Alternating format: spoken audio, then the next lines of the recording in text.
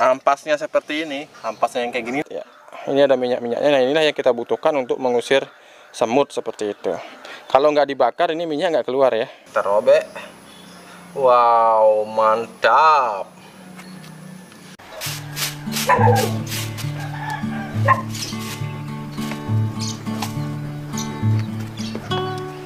Jangan pernah menyia-nyiakan rumput yang kita cabut setiap hari di halaman seperti ini ya. Karena ini adalah sumber nutrisi bagi tanaman Anda. Saya sering menggunakan air rendaman dari rumput liar seperti ini yang saya gunakan sebagai urea organik, dan saya sangat rajin menyemprotkannya pada fase-fase awal persemaian seperti itu. Jadi kemarin ketika ada yang bertanya, Pak, kenapa selada merahnya bisa subur sekali di persemaian? Salah satunya rahasianya adalah ini.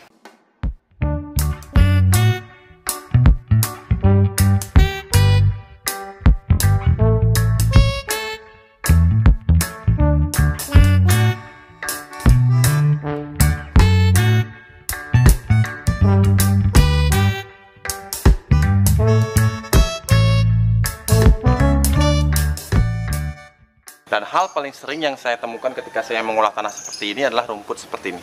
Rumput yang kuat sekali, kalau nggak salah namanya rumput teki ya. Ini rumput kuat banget hidupnya. Meskipun kita cabut sampai ke akar-akarnya, kadang ini masih bisa tumbuh seperti itu. Nah, dari sana saya berkeyakinan bahwa ada kandungan atau senyawa yang sangat hebat di dalam rumput ini. Sehingga saya menggunakannya juga sebagai pupuk organik cair, yang saya gunakan sebagai pemacu tumbuh bagi tanaman saya yang sedang di persemaian seperti itu.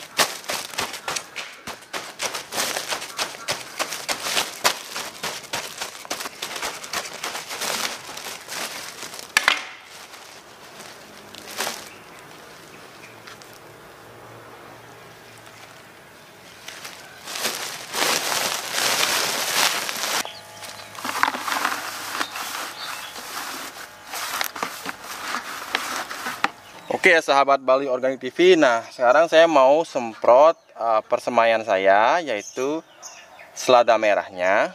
Karena sudah hampir 1 minggu nggak disemprot ya, kita semprot lagi dengan rumput liar yang sudah kita fermentasi. Seperti yang saya sudah pernah buat videonya ya. Videonya sudah ada di koleksi video Bali Organik TV. Judulnya kalau nggak salah, membuat urea dari rumput liar seperti itu. Nah sekarang kita praktekkan saja langsung ya. Kebetulan momentum hari ini adalah pas untuk penyemprotan di persemaian seperti itu. Saya menggunakan air 1 liter aja, karena nggak usah banyak ya, karena ini hanya di persemaian. Kita gunakan saringan karena ampasnya sudah hancur, jadi ini sudah cukup lama ya. Yang ini udah cukup lama, udah mungkin sebulan lebih seperti itu. Nah, ampasnya seperti ini, ampasnya yang kayak gini, ini bagus banget kita taruh di atas media tanam ya, di atas media tanam tanaman kita gunakan sebagai kompos. Jadi ini juga bisa disebut juga kompos dari rumput liar seperti itu. Dan ini juga bagus sekali karena bisa menyuburkan tanah, terutama bagi tanaman yang sedang memasuki fase vegetatif seperti itu.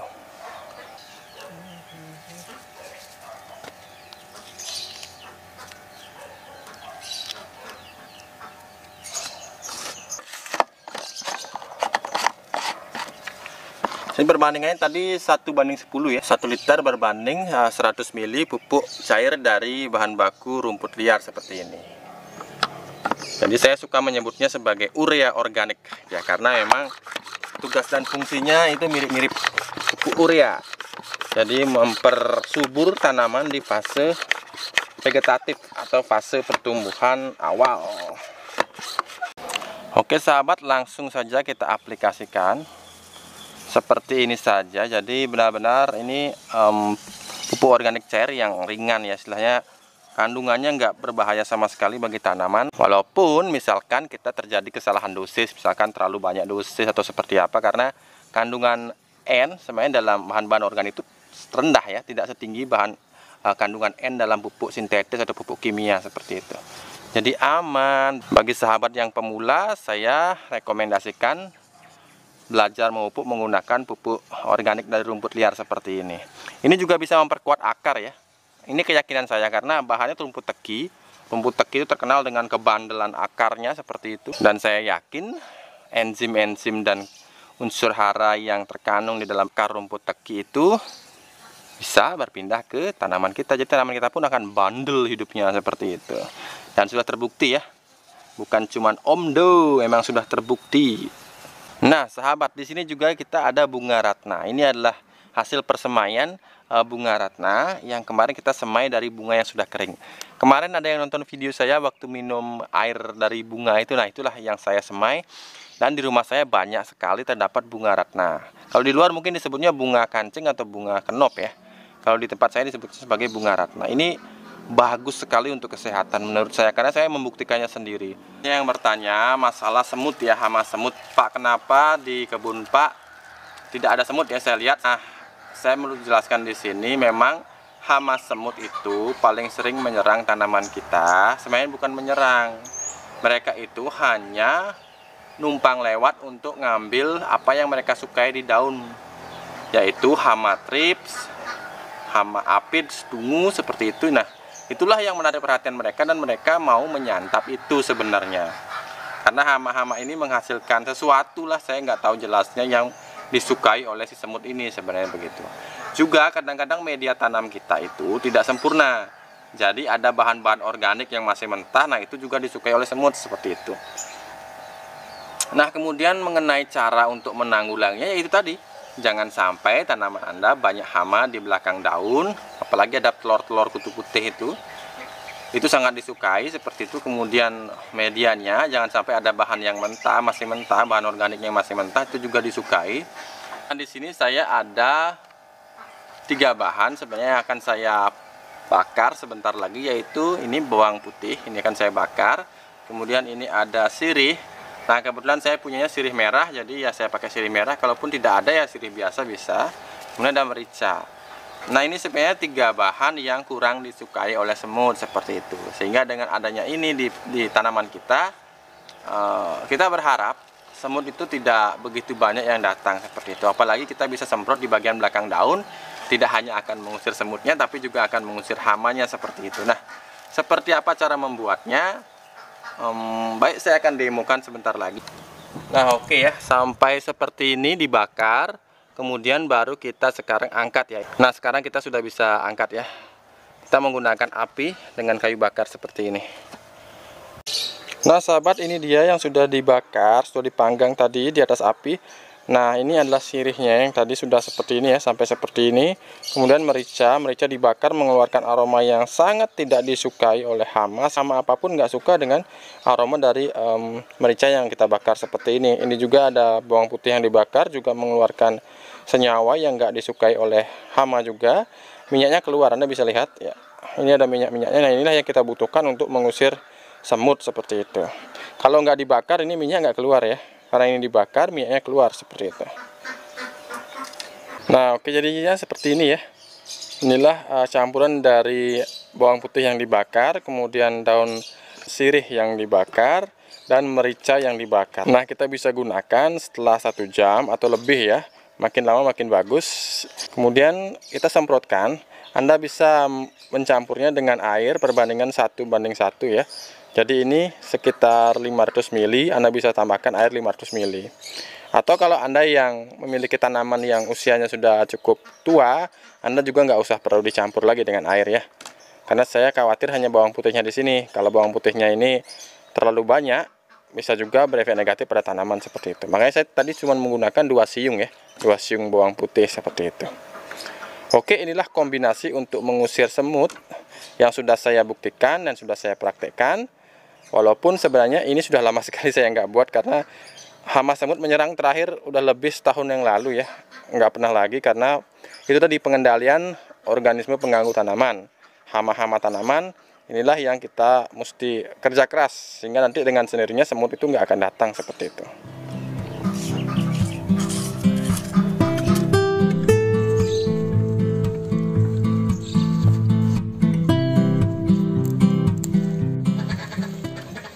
Nah, pagi ini saya mau sarapan plecing terong ya.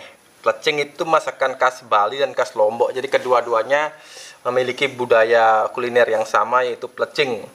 Nah, di sini saya gunakan terong muda. Nah, kenapa saya carinya yang muda? Karena memang yang muda ini lebih manis ya. Kita bakar. Terus di sini juga ada terasi, ada garam, ada cabai besar, ada cabai rawit. Nah, saya nggak suka terlalu pedas ya. Oke, langsung aja. Ini cabenya, cabai kebun semua. Nah, ini jangan dibuang bijinya, kasihan. Kita gunakan sebagai benih lagi. Nah, caranya sambil masak sambil belajar mendapatkan benih dari buah cabai. Beberapa sahabat ada yang hanya menggunakan bagian tengahnya saja ya. Jadi ujungnya dibuang, pangkalnya dibuang, yang diambil yang tengah-tengahnya. Menurut saya sayang aja gitu. Jadi lebih baik saya gunakan semua. Nah, kita ambil pakai tangan aja agar nggak merusak biji. Apa kita bisa cuci tangan ntar. Jadi kita pakai tangan, karena apa, kalau kita pakai pisau takutnya merusak bijinya seperti itu. Jadi kita ini gunakan sebagai benih harus dalam keadaan yang baik. Nah, sudah dipotong-potong kayak gini, kita tambahkan terasi ya. Jadi sahabat yang di Malaysia cobalah buat ini. Sahabat yang di luar Bali ya, yang nggak pernah bikin plecing, coba resep nih, pasti enak, mantap. Tambahkan garam. Sebenarnya yang suka masak gini istri saya, tapi saya coba sih sekarang. Saya demo di depan sahabat subscriber Bali Organic TV. Ini bonusnya, pagi ini kita bikin plecing. Ya, kita ulek.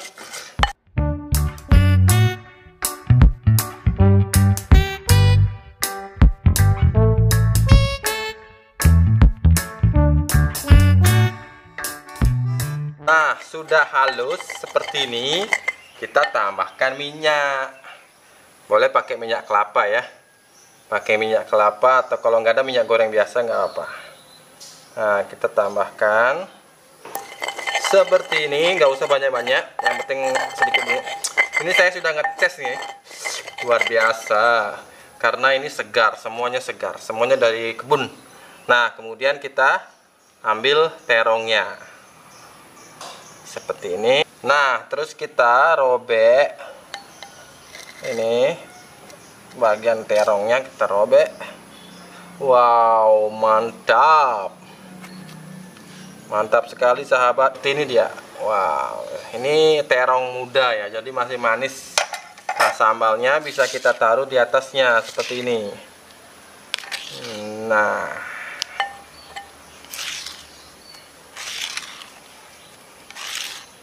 bekerja di kebun itu harus serba bisa. Kita dari menanam, merawat, sampai masak pun kita harus bisa. Aduh, enaknya. Nah, seperti ini namanya plecing terong ala Bali Organic TV. Karena saya nggak suka pedas, cabenya sedikit saja. Bukan nggak suka sih, nggak kuat, terlalu pedas tuh nggak kuat. Suka pedas tapi jangan terlalu pedas, nanti bisa meledak perutnya. Nah, kita kemudian kan gunakan nasi sebagai pelengkap. Nah, ini dia menu dari Bali Organic TV. Pagi ini saya buat plecing hasil kebun. Semua bahan-bahannya hasil kebun kecuali terasi dan garam. Nah, ini juga hasil dari ternak saya. Tadi saya dapat satu telur ayam kampung. Warnanya lebih kuning ya dibandingkan telur ras. Nah, sekarang saya sarapan dulu. Mudah-mudahan pagi ini menjadi inspirasi buat sahabat dimanapun berada, yang di dalam negeri maupun di luar negeri. Jangan lupa untuk selalu menanam hari ini agar kita bisa panen esok hari. Sampai jumpa.